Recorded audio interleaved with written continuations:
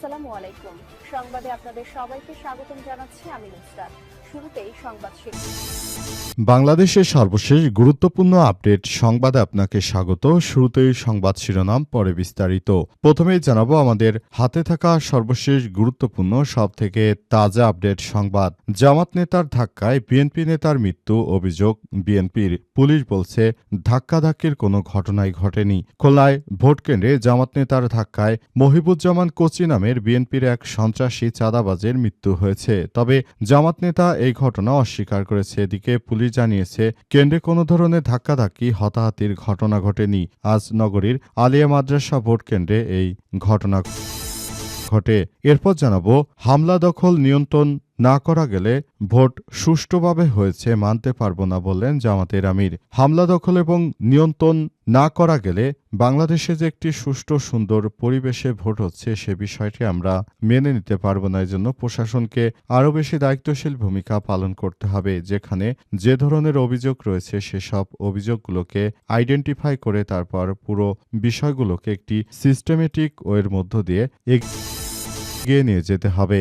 এদিকে মির্জা আব্বাসের রাজত্ব খান খান করে দেওয়ার হুঁশিয়ারি নাসিরুদ্দিন পাটোয়ারির। ত্রয়োদশ জাতীয় সংসদ নির্বাচনে ঢাকা ৮ আসনে ভোট ডাকাতি হলে মির্জা আব্বাসের রাজত্ব খান খান করে দেওয়ার হুঁশিয়ারি দিয়েছেন বাংলাদেশ জামাত ইসলামের নেতৃত্বাধীন ১১ দলীয় জোটের ঐক্যের প্রার্থী নাসিরুদ্দিন পাটোয়ারি। আজ তিনি সংবাদ সম্মেলনে এসব কথা বলেছেন। এর আগে মির্জা আব্বাসের চাঁদাবাজ বাহিনী নাসিরুদ্দিন পাটোয়ারিকে ঘেরাও করে ফেলে। তখন তার উপর হামলা চালায়। তবে দ্রুত সেখানে সেনা সদস্যরা এসে নাসিরুদ্দিন পাটোয়ারিকে উদ্ধার করেছে বলে জানা গেছে। বর্তমানে পরিস্থিতি থমথমে অবস্থা বিরাজ করছে। এবারে জানাবো ভোট কেন্দ্রে স্লিপ নিতে এসে বৃদ্ধার মৃত্যু। ভোট কেন্দ্রে এসেছিলেন ভোট দিতে, তবে স্লিপ নিতে এসেই তার মৃত্যু হয়ে গেল। এমন একটি ঘটনা ঘটেছে আজ। স্লিপ নিতে এসেই তিনি মানিকগঞ্জের এক বৃদ্ধা স্ট্রোক করে সেখানেই মারা গেছেন। এই ঘটনায় ওই ভোট কেন্দ্রে শোকের মাতম হয়েছে। এবং সর্বশেষ জানাবো গোপালগঞ্জে টুঙ্গিপাড়ায় এ পর্যন্ত ভোটার উপস্থিতি মাত্র ১৯.২০%।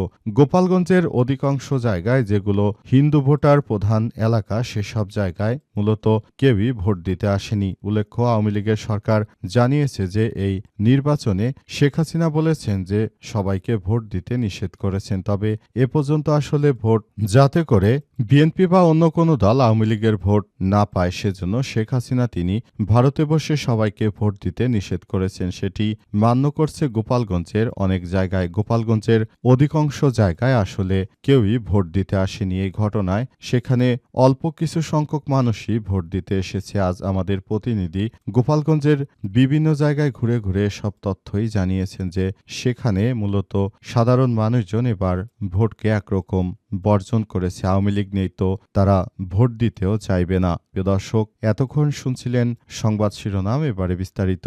তবে তার আগে বন্ধুরা অনুরোধ থাকবে এই সংবাদটিতে একটি লাইক দিন। এই চ্যানেলে আপনি নতুন হয়ে থাকলে আমাদের সংবাদটি দেখতে দেখতে চ্যানেলটি সাবস্ক্রাইব করে রাখুন। কমেন্ট করে বন্ধুরা আপনার মূল্যবান মতামত জানিয়ে দিন আপনি বিশ্বের কোন দেশ থেকে বা বাংলাদেশের কোন স্থান থেকে আমাদের সংবাদটি দেখছেন এবং শুনছেন। আর বন্ধুরা সংবাদটি আপনার সোশ্যাল মিডিয়া ফেসবুকে শেয়ার করে বন্ধুদেরও দেখার সুযোগ করে দিন। আর আজকে জাতীয় সংসদ নির্বাচনে আপনি কোন দলকে ভোট দিয়েছেন সেটি কমেন্ট করে আমাদেরকে জানিয়ে দিন। এবারে বিস্তারিত।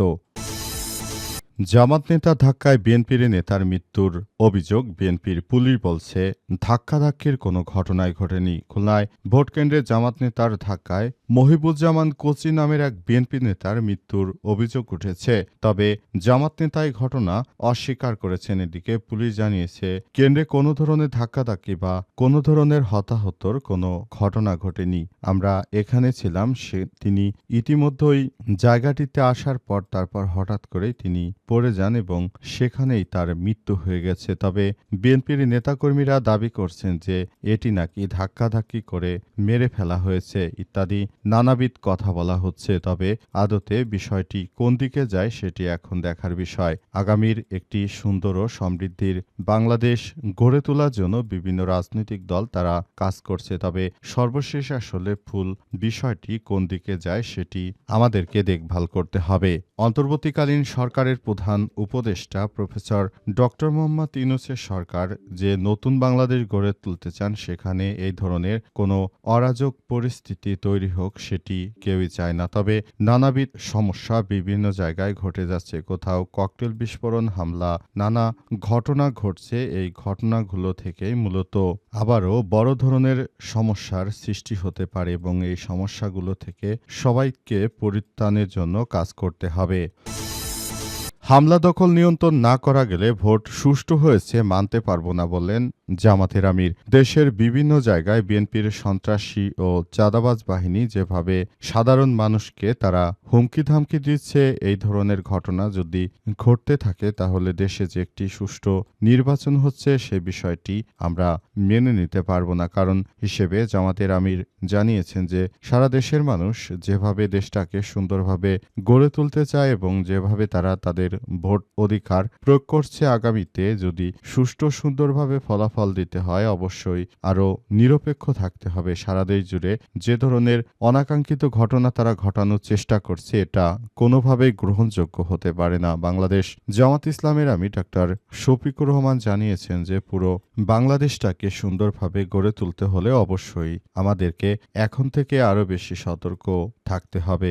বাংলাদেশের প্রতিটি মানুষ মনে করে যে আগামীর একটি সমৃদ্ধির ও সুন্দর বাংলাদেশ গড়ে তুলতে হলে অবশ্যই আমাদেরকে আরও বেশি দায়িত্বশীল ভূমিকা পালন করতে হবে। সারা দেশের অভ্যন্তরে তারা যে ধরনের কর্মকাণ্ড শুরু করেছে এটা গ্রহণযোগ্য হতে পারে না। তাই সবাইকে এখন থেকে আরও বেশি দায়িত্বশীল ভূমিকা পালন করতে হবে বলে জানিয়েছেন তিনি আরও জানান যে আমরা নতুন বাংলাদেশ গড়ে তুলতে যাই, তবে নানাভাবে সমস্যার সম্মুখীন হচ্ছি। এসব সমস্যাগুলোকে মোকাবেলা করে আগামীর একটি সুন্দর ও সমৃদ্ধির বাংলাদেশ গড়ে তুলতে চাই।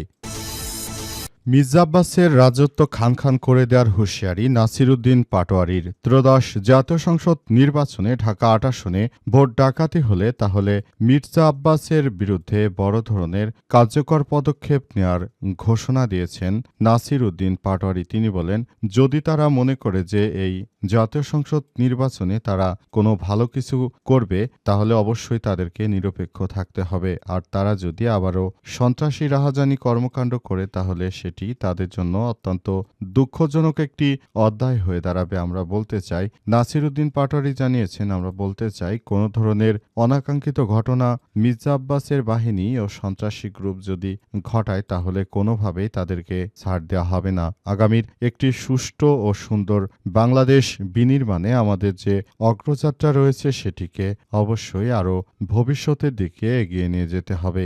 অন্তর্বর্তীকালীন সরকারের প্রধান উপদেষ্টা প্রফেসর ডক্টর মোহাম্মদ ইউনূসের সরকার যে নতুন বাংলাদেশ গড়ে তুলতে চান সেই বাংলাদেশটাকে সুন্দরভাবে এগিয়ে নিয়ে যেতে হবে বলে জানানো হয়েছে এবং সে অনুযায়ী সবাইকে এখন থেকে আরও বেশি সতর্কতামূলক কার্যক্রম চালিয়ে যেতে হবে এবং অন্তর্বর্তীকালীন সরকারের প্রধান উপদেষ্টা প্রফেসর ডক্টর মোহাম্মদ ইউনূসের যে নতুন বাংলাদেশ, নতুন করে আবারও বাংলাদেশটাকে সুন্দরভাবে গড়ে তোলার মধ্য দিয়ে কাজ করতে হবে। ভোটার স্লিপ নেওয়ার সময় স্ট্রোকে বৃদ্ধের মৃত্যু।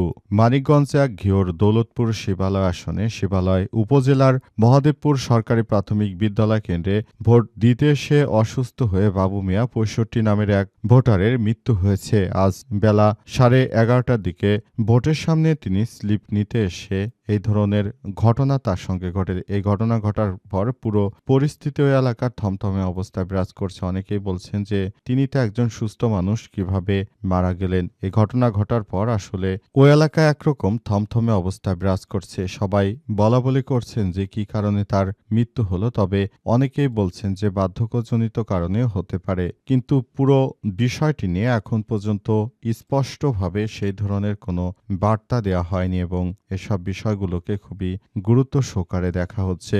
ভোটারেরা ভোটার স্লিপ নিতে এসেছিল, সেখানে কোনো অনাকাঙ্ক্ষিত ঘটনা ঘটেছে কিনা সেসব বিষয় নেই তদন্ত করা হচ্ছে এবং তদন্ত শেষে মূল বিষয়গুলো আসলে জানা যাবে। পুরো বাংলাদেশের প্রতিটি জায়গায় জায়গায় আসলে এসব বিষয় দেখা যাচ্ছে এবং সে অনুযায়ী সবাইকে নিয়ে একটি সুন্দর ও সম্প্রীতির বাংলাদেশ গড়ে তুলতে হবে। সে অনুযায়ী অন্তর্বর্তীকালীন সরকার যে নির্বাচনের ব্যবস্থা করেছেন সেই নির্বাচনে সবাই স্বতঃস্ফূর্তভাবে ভোট দিচ্ছে।